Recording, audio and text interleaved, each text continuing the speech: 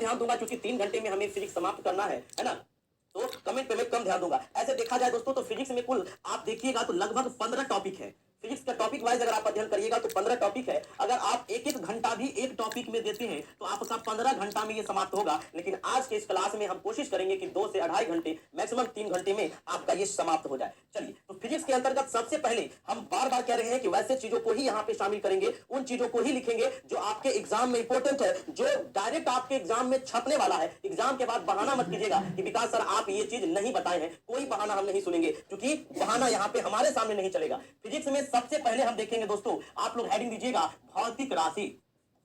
ठीक है, भौतिक राशि। देखिएगा, भौतिक राशि कहने का मतलब होता है क्या? तो भौतिक राशि कहने का मतलब साफ शब्द में बस आप लिख लीजिए जिस राशि को मापा या तौला जा सके, या जिसे मापा या तौला जा सके, जिसे आप मेजर कर सकते हैं, वेट कर सकते हैं, उसे हम लोग फिजिकल क्वांटिटीज कहते हैं, भौतिक राशि कहते हैं। भौतिक राशि हम इंग्लिश वर्ड भी यूज करेंगे ताकि इंग्लिश वाले विद्यार्थियों को समस्या ना हो, क्योंकि इंग्लिश हिंदी में थोड़ा सा डिफरेंट होता है। तो हम यहाँ पे लिखेंगे हिंदी और बात करेंगे इंग्लिश में। ठीक है, बिल्कुल इंग्लिश मीडियम में भी हम बताएंगे। ठीक है, तो देखिएगा, तो भौतिक राशि यानी कि फिजिकल क्वांटिटीज। फिजिकल क्वांटिटीज मतलब जिसे मापा या तौला जा सके उसे भौतिक राशि कहते हैं, फिजिकल क्वांटिटीज कहते हैं। दोस्तों, इस फिजिकल क्वांटिटीज की बात करते हैं, इसे 2 प्रकार से क्लासिफिकेशन कर दीजिए। यहाँ पे हम आपको क्लासिफिकेशन करके बता रहे हैं, किसी बुक में इस प्रकार से क्लासिफिकेशन नहीं किया गया क्योंकि हमें एग्जाम पास करना है, शॉर्ट में पढ़ना है। तो 2 प्रकार से क्लासिफिकेशन हमने किया है। पहला आपका हो गया माप तौल के आधार पर, पहला आप करेंगे माप तौल के आधार पर बेस्ड ऑन मेजरमेंट, और दूसरा आपका हो गया दिशा के आधार पर बेस्ड ऑन डायरेक्शन। तो माप तौल के आधार पर और दिशा के आधार पर, है ना। अब माप तौल के आधार पर यानी कि बेस्ड ऑन मेजर की बात करेंगे तो बेस्ड ऑन मेजरमेंट के आधार पर भी इसे 2 भागों में बांट दिया गया है। एक आपका हो गया मूल भौतिक राशि और दूसरा हो गया आपका व्युत्पन्न भौतिक राशि। मूल भौतिक राशि को अंग्रेजी में फंडामेंटल फिजिकल क्वांटिटीज और व्युत्पन्न भौतिक राशि को अंग्रेजी में डिराइव्ड फिजिकल क्वांटिटीज कहते हैं। और दिशा के आधार पर बेस्ड ऑन डायरेक्शन के आधार पर भौतिक राशि को 2 भागों में दोस्तों बांटा गया है। पहला को सदिश कहते हैं अंग्रेजी में वेक्टर, और दूसरा को अदिश कहते हैं अंग्रेजी में स्केलर कहते हैं।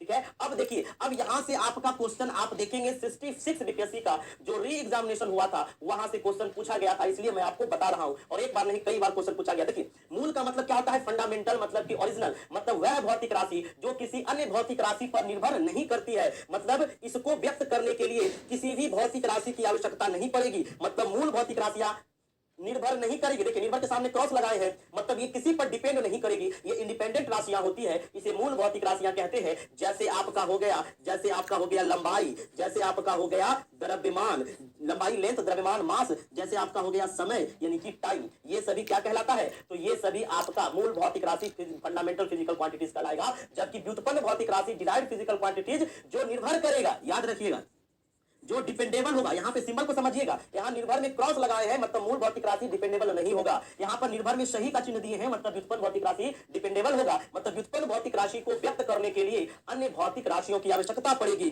अन्य भौतिक पदों की आवश्यकता पड़ेगी। आर्यन जी इंग्लिश में भी टर्म बोल रहे हैं कि बिल्कुल बोल रहे हैं, है ना, आप लोग ध्यान दीजिए।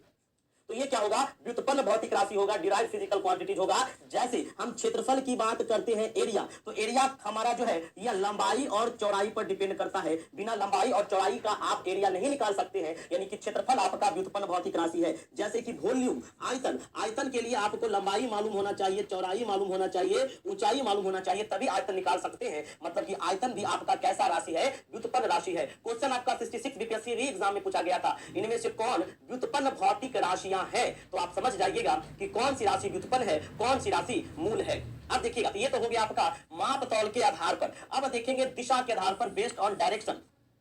तो बेस्ड ऑन डायरेक्शन, दिशा, दिशा के आधार पर सदिश और अदिश। सदिश का मतलब होता है स प्लस दिशा, याद रखिएगा, स प्लस दिशा। स का मतलब होता है साथ में, मतलब जिसमें दिशा साथ हो और परिमाण भी हो, मतलब जिसमें डायरेक्शन एंड मैग्नीट्यूड होता है वह सदिश कहलाता है। मतलब सदिश में क्या क्या होगा? तो आपका दिशा यानी कि डायरेक्शन भी होगा और प्लस परिमाण भी होगा यानी कि मैग्नीट्यूड भी होगा, वे सदिश राशि कहलाएंगे। जबकि अदिश राशियां वे राशियां होती है जिसमें परिमाण तो होता है लेकिन दिशा नहीं होता है। मतलब इसमें परिमाण होगा लेकिन दिशा यानी कि डायरेक्शन नहीं होगा। मतलब अदिश, मतलब बिना दिशा का जो होगा वो अदिश कहलाएगा।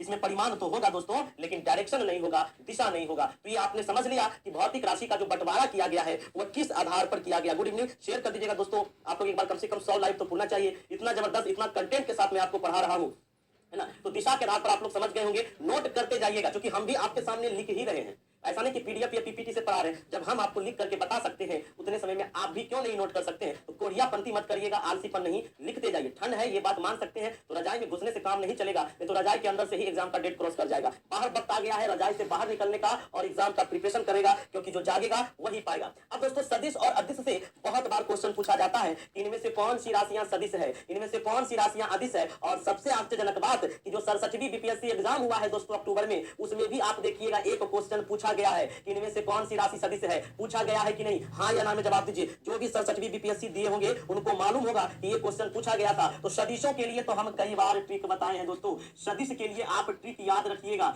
सदिश के लिए ट्रिक बहुत ही बेहतरीन ट्रिक है दोस्तों, वेतब साहब।